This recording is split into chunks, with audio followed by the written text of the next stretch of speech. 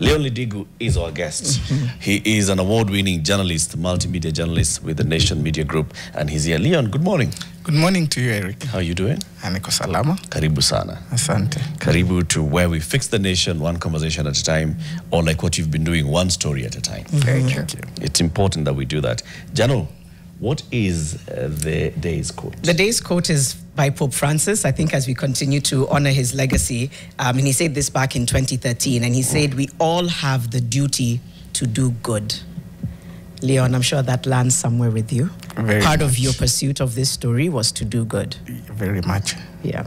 Yes, when in journalism, when you go out there and you see what is happening, I think it's our moral obligation to be factual, to be truthful, to be honest, and to tell it how it is for the betterment of society. Because you never know, this might end up haunting your relative or even your loved one. So if you are not able to do that, then I think you need to re-examine yourself in all aspects, not just in media, in society, in everything that you do, basically. That's how I understand the quote. Yeah. It's a good one. Yeah. This kidney story and the transplant story, many people saw it from the moment that you wrote about it on the Daily Nation. Others saw it from the moment when the DW aired that documentary. But what's the genesis of this whole investigation? When did it begin? This investigation began in 2023. I think there were a lot of complaints and suspicions about organ harvesting in some health facilities around the country. And the Ministry of Health put together a task force. And the suspicions came after a global body that deals with organ trafficking and looks into it and makes sure that all ethics are followed in line with organ transplantation and donation. Noticed that Israelis were flocking into this country for kidney transplants. So the question was, why would people leave Israel and come to Kenya, to be honest, for such a high-risk operation? So they wrote to Dr. Wakabubwi, who was at the time the chair the KBTTS, the acting CEO, and he in turn wrote to the ministry, to the Department of Medical Services, requesting for 1.3 million shillings to put together a 12-member task force team to investigate those claims. But the bigger problem we have is actually not Medihill. The bigger problem is the fact that we do not have a policy or a legal framework for organ donation and transplantation in this country, which is, I think, is what we need to fix the most. So there are unscrupulous medics who are taking advantage of that lacuna in law to do things that are shocking, because if you remember, for example, when you look at kidneys, there are at least 5 million people in this country battling chronic kidney disease. And out of those, 50% require transplantation services. So there's a gap there that these people are trying to take advantage of. So we need to have a conversation with ourselves and go back in time and correct this injustice, because among the challenges that are there is that it does not have political goodwill. Before you get into that, let's go through the investigation and the journey of this, because then the transfusion, blood and what's it called? KBTS. There's a second T. KBTTS. Transfusion blood and transplantation services. Right? Yes. When they started the investigation, when the team was set up, did they have like a proper terms of reference, scope of work? What were they to do? They were to go to these facilities, look at the data, examine all the transplants that had happened since 2018 to 2023, and give a comprehensive report after examining everything from A to Z. So the committee was fairly balanced. It had a lot of expert nephrologists like Dr. Wala, Dr. Cheptinga, and these are people who are renowned, and Dr. Wala is actually the current president of the Kenya Renal Association. So he told me that he provided 3 members from that association to assist with those investigations forming part of the 12-member committee. Now, the problem emerged after the investigation was done, Eric, because when it came to putting together what they had all witnessed and found, there was interference from powers above, allegedly, according to 3 of the committee members that we spoke to. And these committee members told us they did not sign off on the final recommendations because the report had been watered and doctored to basically enable Medihill, who was then accused, to walk away with basically a slap on the wrist. And that was their grave concern over that report. When was the report handed over? Now, the Ministry of Health says they were not handed over officially, the report. So that begs another question. You concluded an investigation on taxpayers' money in 2023. We're in 2025. You are yet to officially hand over the report because according to CS Duale, they never formally presented the report. Okay. Yes. And so there is no report? So the report is there, but it has been silently until it has been chini ya maji until we got our hands on it. So they know the contents of that document, but officially, you know, the way you're supposed to do a handover, that was not done. That was not so, done. but surely now there's such a push. Do you anticipate that that's going to happen anytime now? The official handover of the report? Now, that report, according to CS Duale last week when we went for the press conference, he said that the concerns highlighted by Nation and even the media at large were very credible, and they have decided to disband the entire committee, and he ordered fresh investigations. He's going to set up a new committee to order fresh investigations into it, and that also informed the suspension of the acting CEO and the team lead of those investigations. Quick question. The report that you based these stories on, is it the original or the quote-unquote watered-down version? So what happened was, when you see when the committee sits down to put together a report, the report that they put together is what these members were saying was watered down, and that's what we used. Oh, okay. Yes. So there was no original and then a watered down version. Yes. It was just one version, but it was watered down. Yes. Okay. The allegations are very damning, very worrying. When we talk about the numbers, before we even get into the investigation, talk to me about what it's like to donate organs in Kenya. What framework exists? Like you said, we lack, a proper framework. But how is it done, if it's to be done above board? And what kind of numbers are we seeing before we get into the kind of things that were happening at in Eldoret? Yeah. Now, Kenyans, in terms of organ donation and transplantation, they need corneas. Yeah, as of 2021, Kenya performed around 400 cornea transplants. Kidneys, as we've mentioned, and then 50% of people battling CKD at the moment, they need of these services. So, CKD being? Chronic kidney disease. Okay. Yeah. Then remember... It's about 2.5 million. Yes. Okay. Now, remember in 2024, that is last year, Kenyatta National Hospital did the first laparoscopic kidney transplant in a public health facilities. That's good to show you that we really need to do more. If we are doing the first laparoscopic kidney transplant in 2024 in a public health facility. So on record, I know of around 7 main centers that perform transplants. 4 are based in Nairobi, majorly, and 3 are based in Eldoret. Now, in the last 13 years, we've performed around 1,000 transplants in the absence of a national policy or legal framework per se. So we basically have, the law we have is the Health Act of 2017, that is Section 80, that basically says trafficking of body organs is illegal. That is the law. The law says trafficking of body organs is illegal. It's illegal. Okay. Yes. Does the law recognize transplantation of body organs? The law does, but now we don't have any framework as to how it should be happen, what is the modulus operandi basically. And even I was speaking to medical law experts, they seem to also between them having that discussion, and so that's why I think the CS just decided to overhaul everything, and because now he says as a result of that committee, we are going to make headway in the same. There's going to be a laid down procedure. They're going to make recommendations and everything as to how it should be done. So right now, transplants, how are they being?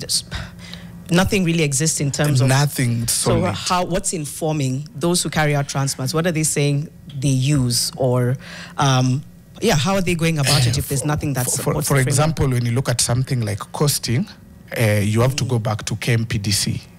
They're the ones who give the breakdown in costs.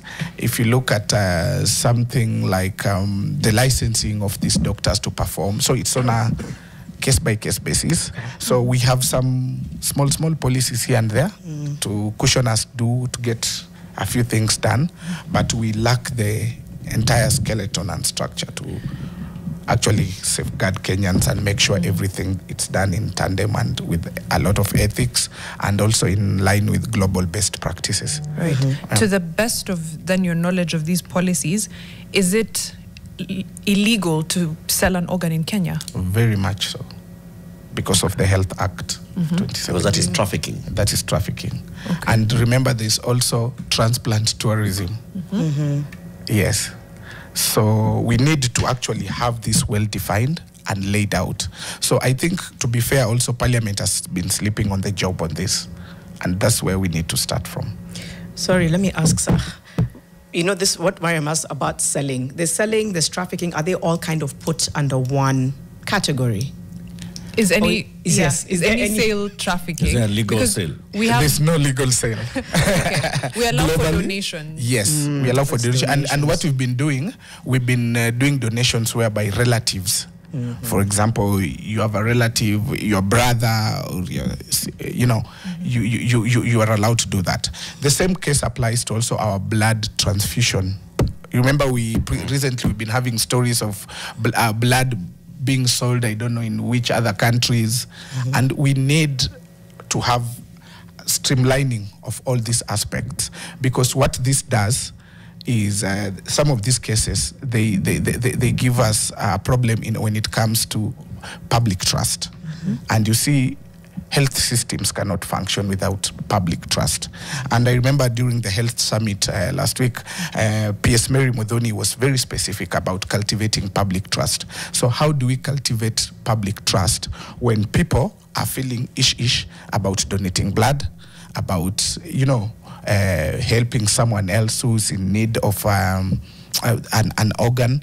And we also, in Kenya, I think we do deceased. We need a framework to do deceased transplants. We need to get to have that conversation whereby, okay, someone has died in a road accident. How can we preserve those organs to help someone else? But you see, without that trust, we won't get there. Because we also, let's face it, Kenyans are very superstitious people. People will start, what are my organs going to be used for? In fact, I was speaking to experts at Lions, and if you speak to them when they're doing the corneal transplants, they have a hard time getting people to donate their cornea. And for those who may not know, the cornea is that transparent part, front part of your eye.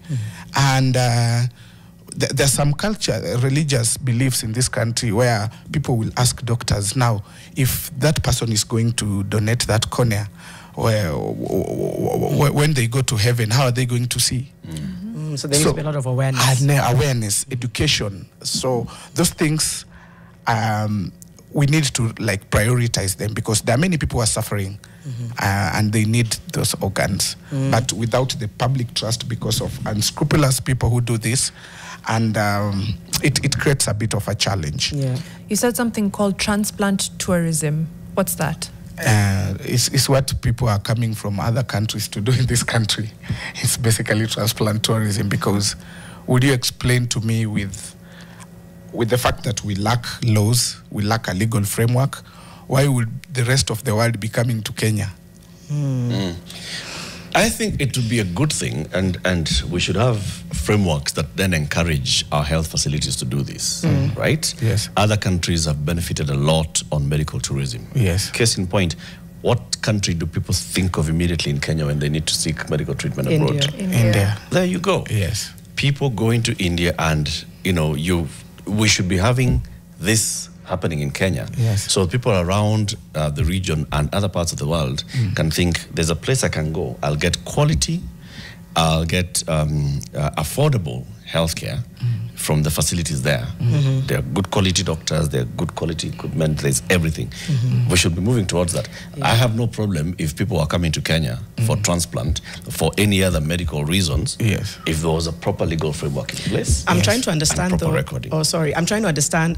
Medical tourism, as we understand it, is what you've said. You're going to seek either a second opinion or to seek access to healthcare that is otherwise lacking here. Yes. I'm trying to understand transplant tourism. It's the same. Yeah. You are going to that. People go to these countries also for transplant tourism. You hear how many Kenyans? 5 million Kenyans today have kidney disease. Half of them require a transplant. Where do you think many of them would go to if they were to go for a transplant? They would go outside of Kenya. And those coming to Kenya. But to give the difference, Eric, so from what I've seen, when it's medical tourism, I've seen Kenyans go to India to get transplants, but they go with the relative donating the organ, the kidney, and they go do that. In this case, for example, in Leon's article, there was one person listed consistently as next of kin for several people, meaning it's not relatives donating these kidneys. I agree. And transplant and tourism almost don't go hand in hand. That's where the gaps would be. I think remove the word tourism and put it even in the context of how tourism is used in the medical tourism case. It's not that people are going there to visit facilities, right? They're going there to seek medical care. It's just that they're going for medical care and then they come back home. Now, if you are going, many people go outside of Kenya for transplants. It's transplant tourism.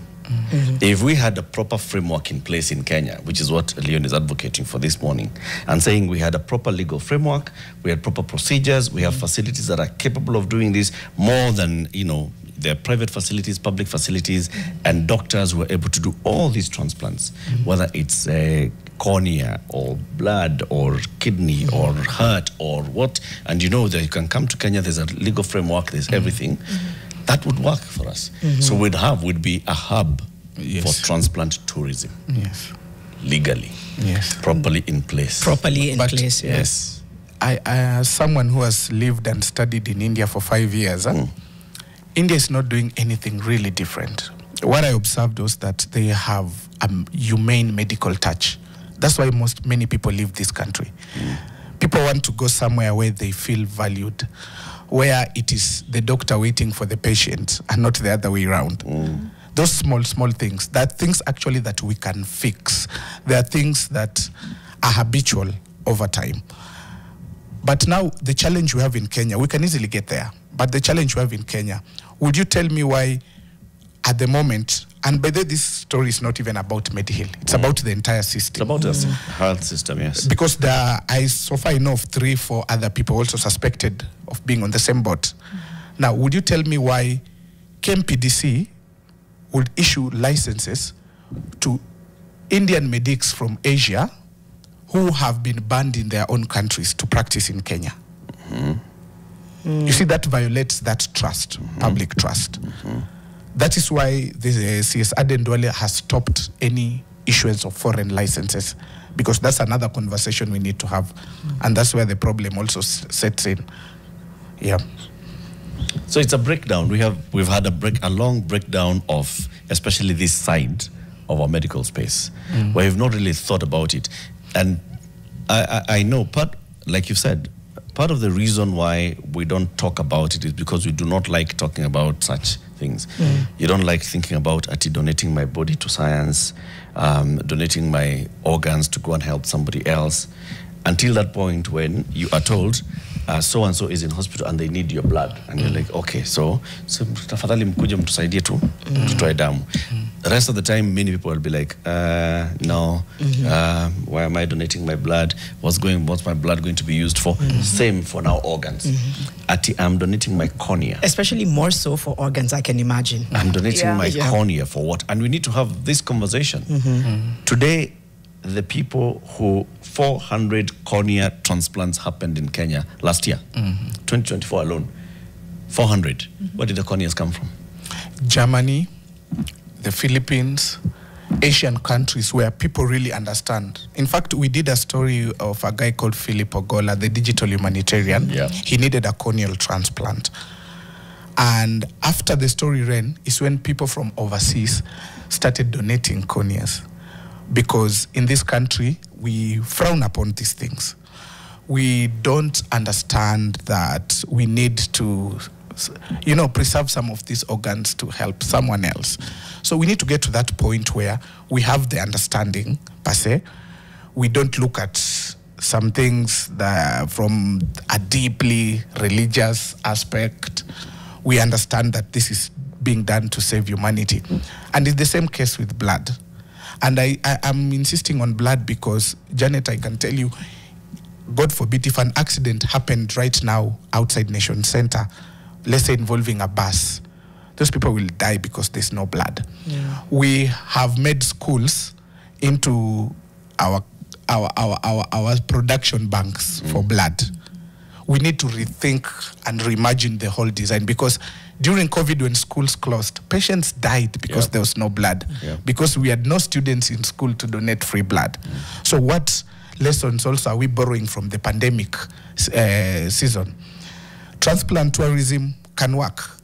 When there was a pandemic and people would not go to India, people from Uganda, Tanzania were coming to Aga Khan for those same services they go to the other countries. So it's about our mentality. It's about being intentional and understanding that humanity really depends and lives depend on these things. Let's take a break. We come back and continue speaking to Leon Lidigu. Leon Lidigu is an award-winning journalist working at the Nation Media Group. He has written the story, which is on page 14 of the Daily Nation today. It was on page 2 of the Nation yesterday. It was on page 1 of the Nation the day before on Friday. Yeah. It's a continuing series of the issue of organ transplant, organ donation. Most kidney donors at Mediheal were from Mount Kenya, according to data. And this is just speaking out of this particular report that looked at what was happening in Mediheal from 2018 yes, up to 2023. Yes. And the report that was authored then was not handed over to the ministry, but the ministry has acknowledged it. In fact, the minister has taken action on it and saying we are going to now conduct another fresh investigation into it. The question, though, is, do we know anything about organ donation and organ transplant in this country? Yeah, you have a relative today who needs a kidney. What's the journey? How do you go about just donating your kidney to that relative? If you needed a cornea today, where would you get a cornea from? What's a cornea? We'll be back shortly with that conversation. Keep it here.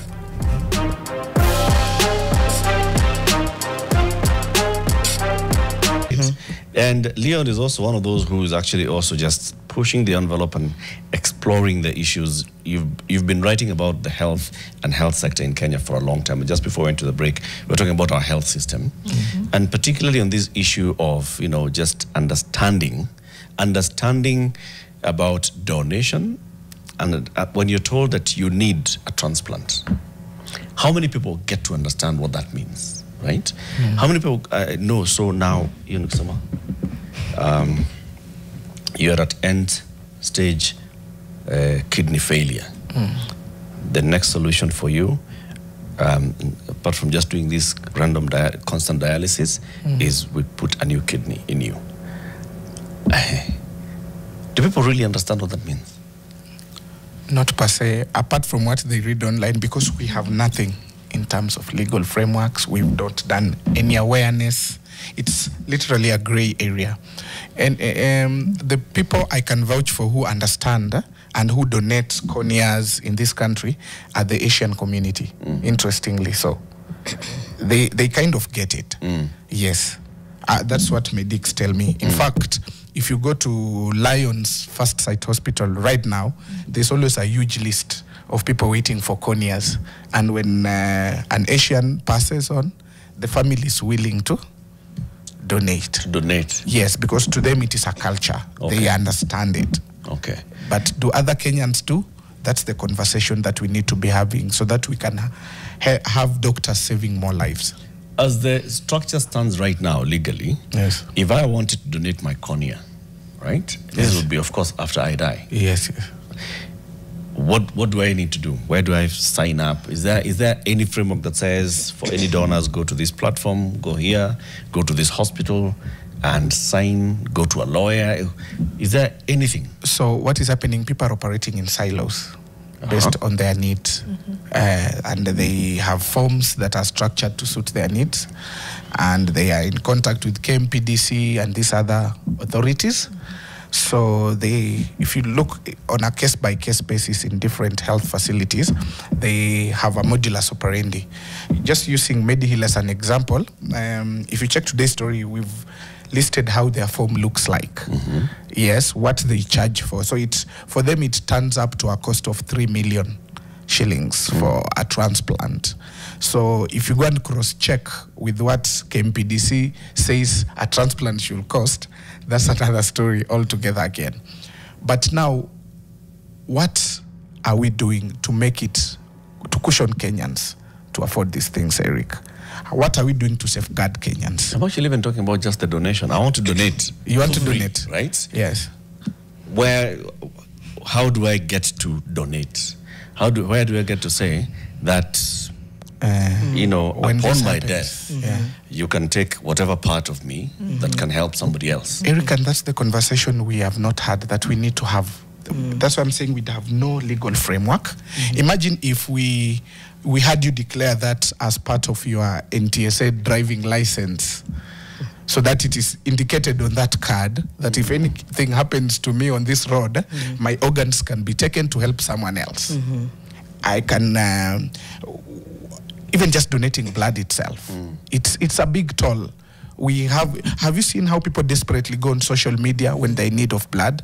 It's sad. At least we have agencies like Wanadamu who are trying to mobilize people so that when someone is in need of blood, they check within their networks and they tell you, Janet, you are around Kangemi and there's someone at this hospital who needs your blood. Please, can you go there and assist? That's how we are staying afloat, because people have decided to become resourceful and to see what they can do to fill in those gaps meanwhile. But the bigger problem, Eric, is we have no legal framework, we have no policy. So ni bahati nasibu when it comes to organ donation. And to his question, you're the one who comes up with your own framework, so to speak. So when, for example, Lions Hospital will, for example, tell people, you see what, we are in need of corneas, this is what we do, and in case your loved one passes on, you can help someone else through this way. Facilities have to take initiative themselves because we lack a proper structure that sorts out Kenyans on this front. Right.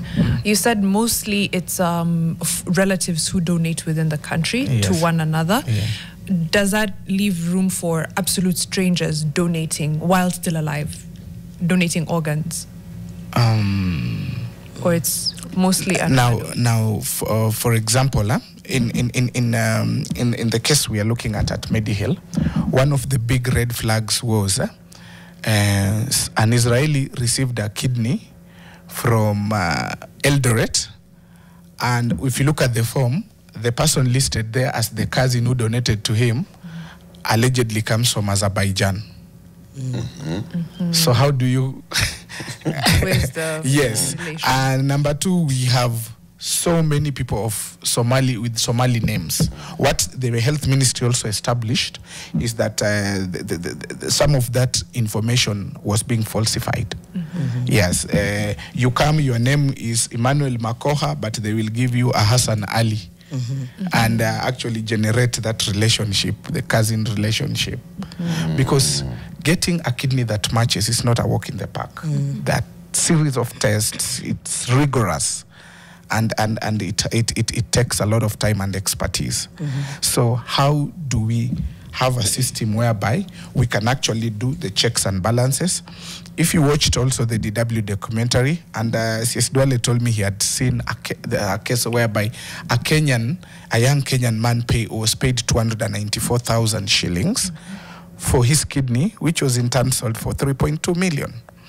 Now, when he was going home, when he reached kwa nyumba na hizo pesa, he was robbed. Alipwa cash.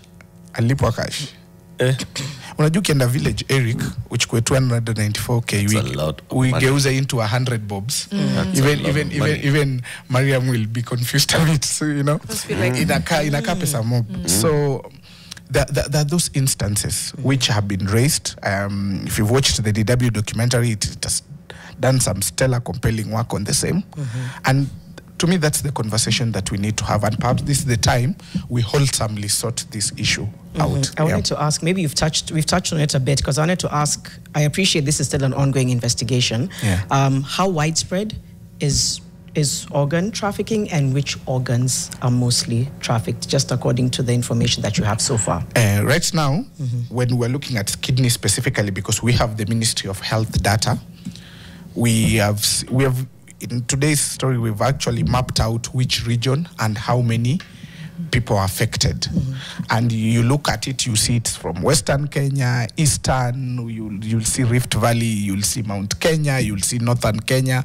So this is something that is happening and throughout the country. And when I asked, even in Nyanza, we have figures for Nyanza there. Now, when I asked experts, and this specifically came from the North Rift branch KMPDU boss, Dr. Dawi Nambuka, he was telling me this is happening specifically in Eldoret because Eldoret has become a medical hub of some sort. And there are also there's a lot of poverty there. That's why people have, they're like magnets. We have seen cases. A colleague of mine called Barnabas B was tracking down these agents who go to villages to convince people to sell their organ. Yes. And you see now the people who are victims are now even getting threats that if you talk, we shall deal with you and things like that. So it's something that needs an overhaul to keep everyone safe. Beyond kidneys, is there anything else that you've heard about other organs that are trafficked? At the moment, no, but I know there's a demand for corneas. That I know for a fact. How they get in, with that's another story. The lack of information that you've spoken to is obviously very, very problematic. What kind of information do these donors have at the point at which they're giving? Are they aware of how big a medical decision that they're making? Or is it just, placation and the money, and then, you sign away an organ potentially? Unfortunately, at the moment, the pattern we've seen in terms of the motivation behind them donating kidneys is poverty. Because people feel if I do this, I will make money. We've seen cases of young people who say we sold ours, we bought an iPhone and a car. Those things are happening. But now the catchline is, for example, if you look at the Mediheal form, it specifically tells you that after you donate, the post-transplant care is on your bill. What? And you need care. And your family, you need care. Donating a kidney is not a joke. You need care. So some of those forms that people are signing, they're not even understanding them.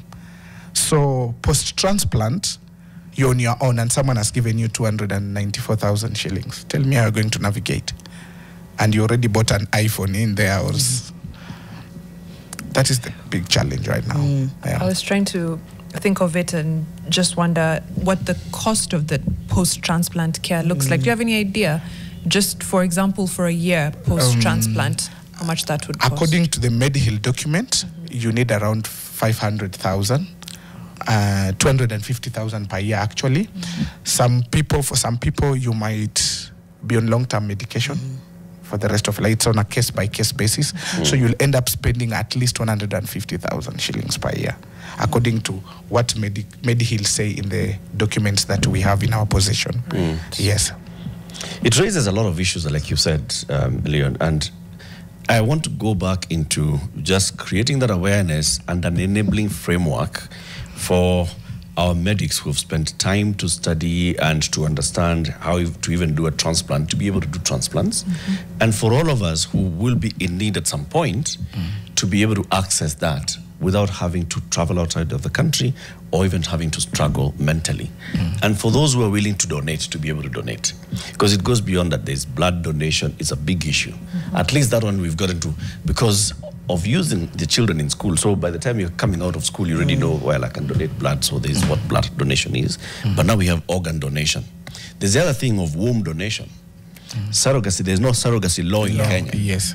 So the law knows that the person who's given birth to the baby, the person who carried the baby is the mother. So this whole issue at you are a surrogate, you ni story zako. You have to now go through an entire process of adoption, and we need to discuss those as well. There are many people who would like to have a baby, but they're not able to carry a baby. And there are many people who would be willing to help you carry the baby for you. But because we don't have this kind of laws in this country, then we have actually blocked for very many people the opportunity to have babies. In fact, if you check today's Healthy Nation, if you just flip to the Healthy Nation pullout, I think you'll find the title of that story very interesting.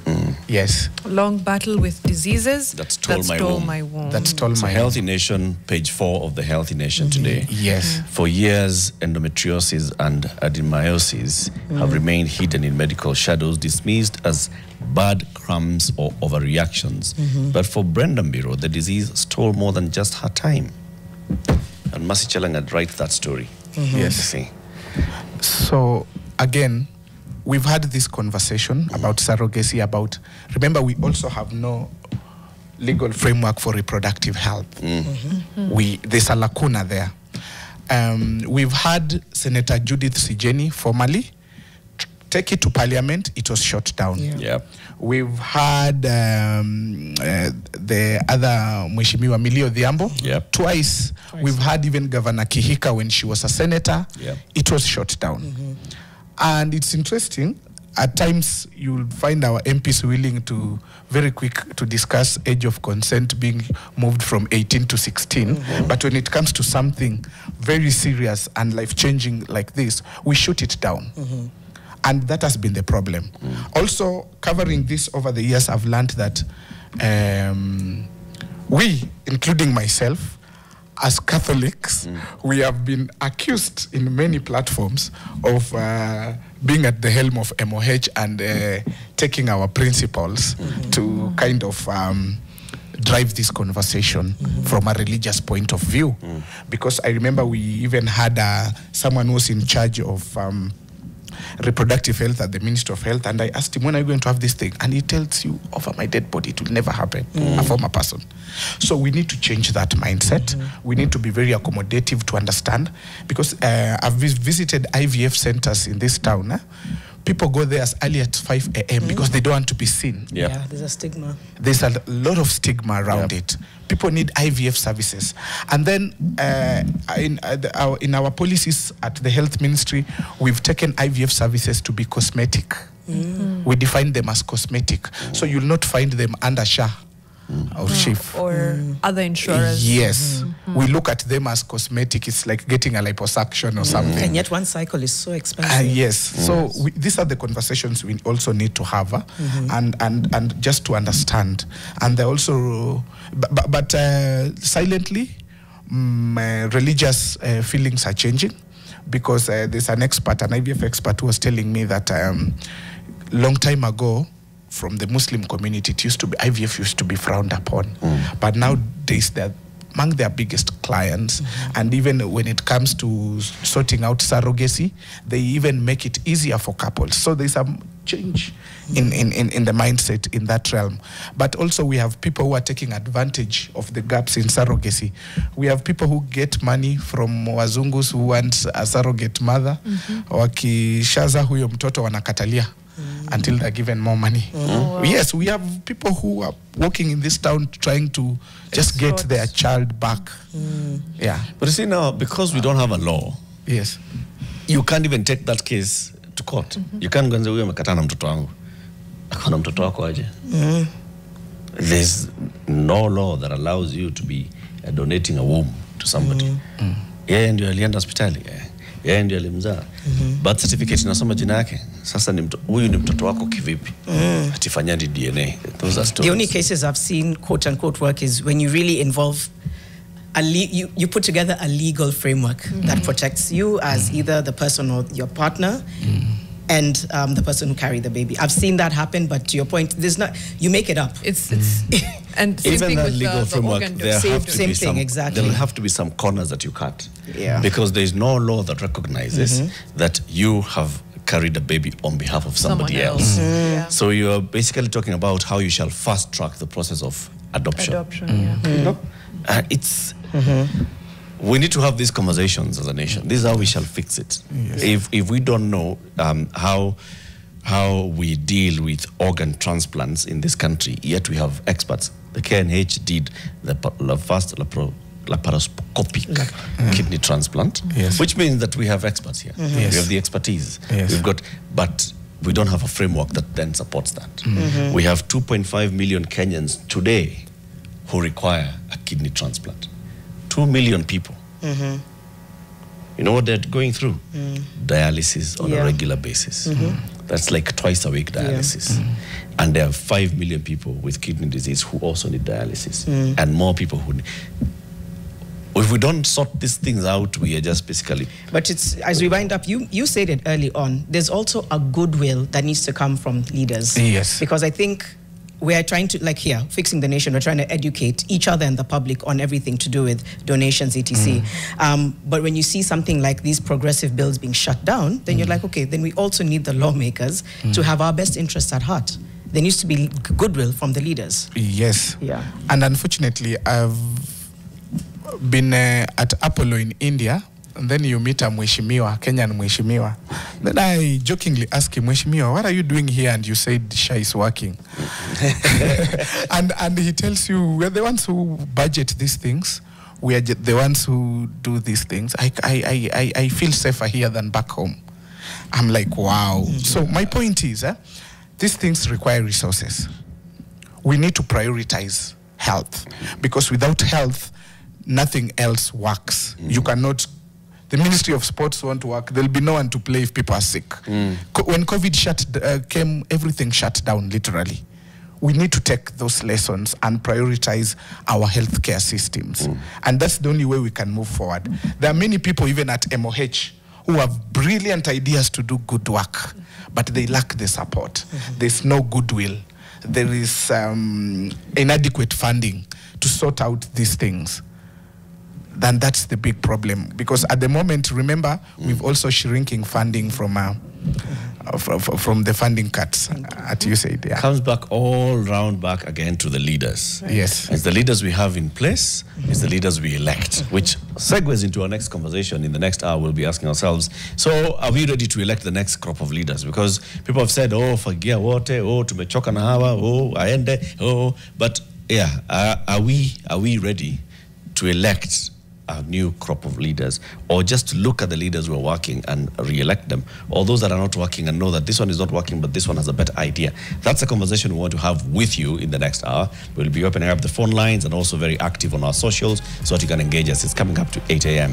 Lidigu, journalist at NMG, has been our guest this morning. Keep it here for more. Thank you.